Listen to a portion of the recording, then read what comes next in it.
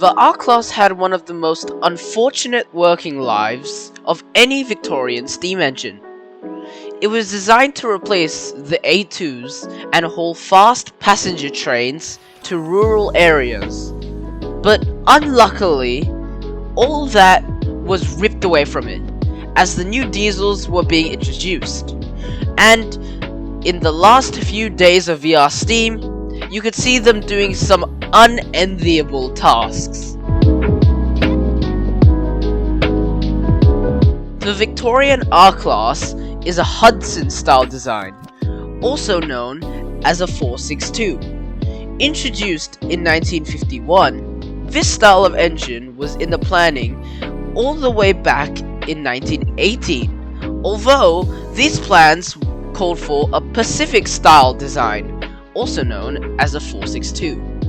These plans later evolved to the S-Class of 1928, and soon smaller Pacifics with a 20-ton or lower axle load were planned to replace the A2s. However, plans were put on hold as the Great Depression was just around the corner, and the modifications that they were doing to the A2s was also proved better than building new steam engines. The modifications were modified front ends and improved smoke boxes. By 1943, traffic had increased, and the A2s were also well past their prime, so it was imperative that they were replaced. The board of designers for VR revived ideas from the 1920s, where proposals for a series of Pacifics was put in place. The Pacifics would have a larger firebox grey area and extra mechanical stokers. To keep the 19.5-ton axle load, in 1944, the design would have to be lengthened to the Hudson, or a 464. 20 of them were ordered in 1946. They were to be built at Newport. The plan was paused as VR had a major steel and manpower shortage. This made VR focus on more necessary projects, such as the ordering of more X-classes and rebuilding a lot of rundown infrastructure known as Operation Phoenix. Although the R-classes were eventually built by a different contractor. By the late 1940s, the A2s were at the end of their lifespan, so it was more prevalent that new motive power was necessary. During this time, the Australian federal government restricted trade with America, designed to make the companies trade with the British Empire instead, precluding the ordering of new diesel electrics from America. So VR had to break the long-standing tradition of building steam locomotives in-house at their various plants and workshops, and a tender was put out to British companies to build an extra 50 R-classes. The contract was awarded to the North British Locomotive Company of Glasgow. On the 21st of September in 1949, the order was soon increased to 70 in 1950. The parts manufactured at Newport were shipped over to England to be used on the other NBL locomotives. The locos were finally delivered a full 10 years later, and even worse, corrosion had set in over the voyage overseas, which had to be quickly rectified. And even with the egregious wait time, there were also numerous manufacturing mistakes, which you would think quality control would be more of a priority, but I guess not. R703 was the first to enter service on the 27th of June 1951. The last R to enter service was R769 on the 23rd of September 1953. After all the quirks were repaired, they basically took over all main lines operated by A2s. Most timetables were also revised since they were such good performers, being able to cut travel time by up to an hour. The R's also were popular among crews, as they had the addition of mechanical stokers and large cabs. The R's impressive debut was unfortunately overshadowed by the new B classes in July of 1952. And soon the R's were cut from the Overland and Vinelander. The Gippsland electrification also saw the withdrawal of the R's on that line. R707 had some serious defects and had not been put into service until 1954. Due to this, it was selected to be converted to run on brown coal, operating in conjunction with X32. But in short, the experiment wasn't a success, and 707 was reverted back in 1957.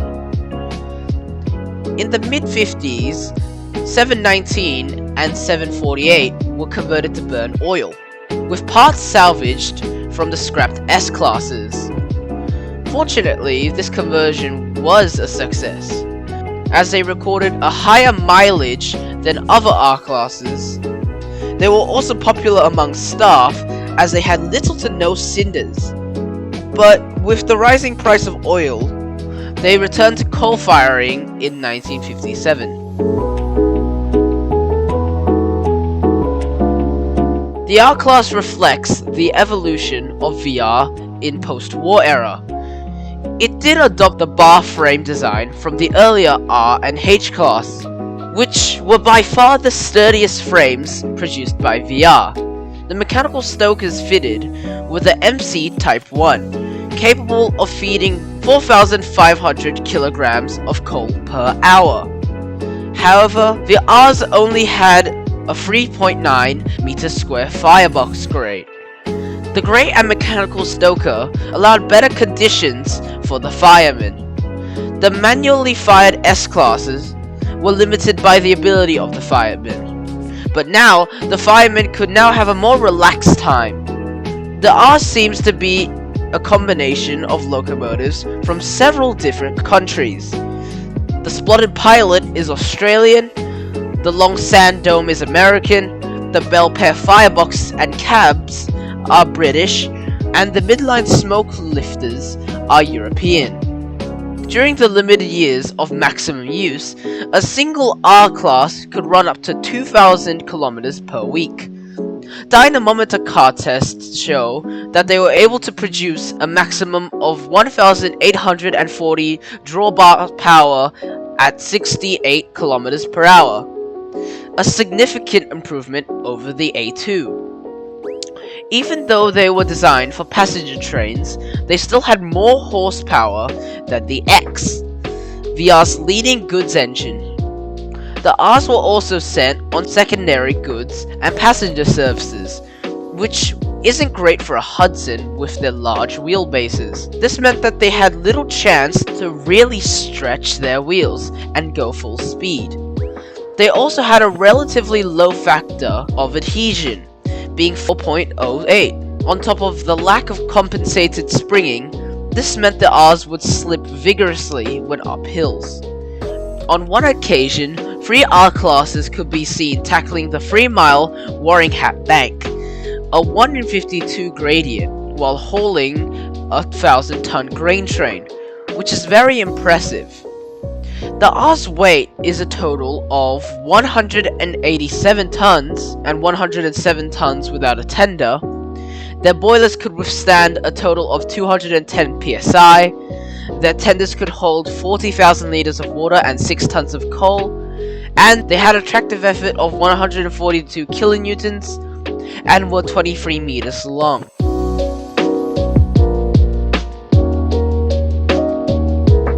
As they were made redundant before some of them were even put in service, and that they were usually stored until being used on seasonal grain traffic, the R's recorded some of the lowest mileage of any steam locomotive, the lowest of which, R716, recorded just 145,085 miles in 4 years, before being withdrawn in 1956 and scrapped in 1962. As VR was also focusing on diesels at this time, steam locomotives were gradually phased out and given lower maintenance priority. A particular problem was water feeding pipe treatment, which saw boilers of the R's being corroded beyond repair, well before the end of their lifespan. Scrapping commenced not even a decade after the R's were put in service, in 1960. The first to go was R755, which at least was in an accident with a freight train, unlike other examples. On the 18th of May 1964, R703 worked the last regular steam-hauled passengers train out of Melbourne, and was also the last steam engine out of North Melbourne Loco Depot. The train was a 6:05 Geelong service. The final year of the R classes in regular service was 1967. They were withdrawn one by one. First, R742 in June, second, R735 in July, and lastly, 5748 in August. The last few R's were put onto preservation trains. R706, R769, R749, R707, and R76 continued in this role until some boiler and mechanical conditions made them too costly to maintain, and they too were withdrawn, leaving only R707 and R61 in operable condition, until their boiler tickets also expired in 1974. Sorry guys. And with that came an end to mainline steam in Victoria.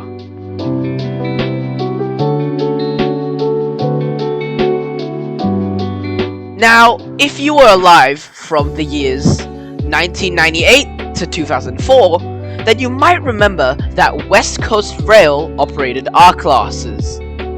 The two R classes selected were R711 and R766. These two had several modifications to return to running on current day standards, such as new dual blast pipes, conversion to oil firing, the fitting of power reversers, and the addition of diesel controls to allow multiple unit operation with diesel electric locomotives. They were leased from their respective owners, and R766 was put to work on the Warrnambool line on the 21st of November in 1928, in a new blue and gold livery. The same thing was done to R711 a few years later. These locos would run for many years, to a 3-hour and 13-minute schedule with 6 stops. In 2001, R766 had a mechanical failure when one of its connecting rods came loose while traveling at over 115 kilometers per hour, and it dug into the track bed. Luckily, the loco didn't derail. In 2004, when West Coast Rail ceased operations, they returned back to SteamRail's care.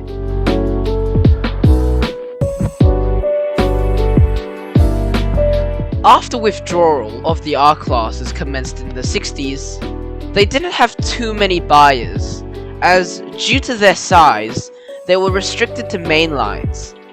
But they did have a couple of buyers.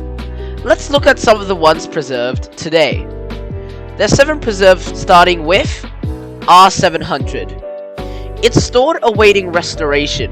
It was in a dismantled state at SteamRail's Ballarat East site, until it was transferred to Newport Workshops by K90 in May of 2012.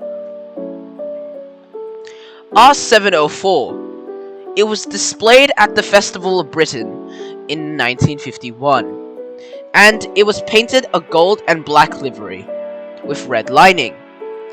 It's currently displayed at Newport Railway Museum in the standard black and red livery.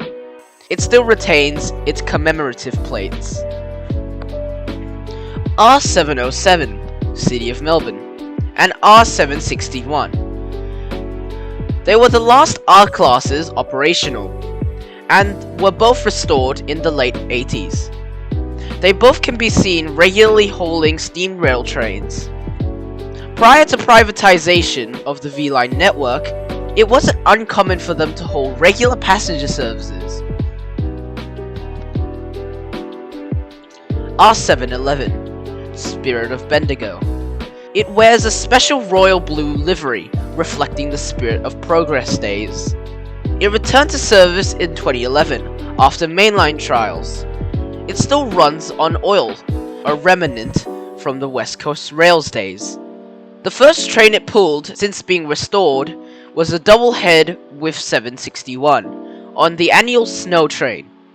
It's also owned by the city of Bendigo, hence the name. R753. It has a sad existence. It's slowly being cannibalized for parts to be used on 707, and is owned by 707 operations. R766. It has had a number of owners over the years. Acquired by Australian Vintage Travel in 1981, it was restored and painted into a Brunswick green, matching the ex-South Australian carriages it would run with. After the company bit the bullet in '86, 767 was acquired by shareholders, and the shareholders would form a group known as the 766 Syndicate, and leased 766 to Steamrail Vic. In 1994, it was repainted in LMS Maroon, before it was leased further to West Coast Rail, and the paint scheme was subsequently removed in 2000.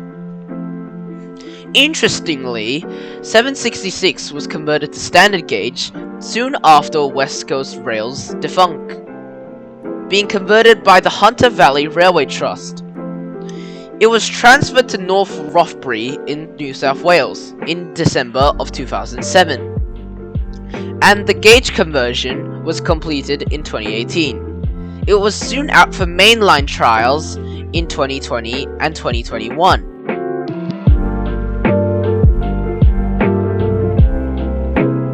The R-Class was the most promising mainline steam engines that VR had ever had, but the time just wasn't right.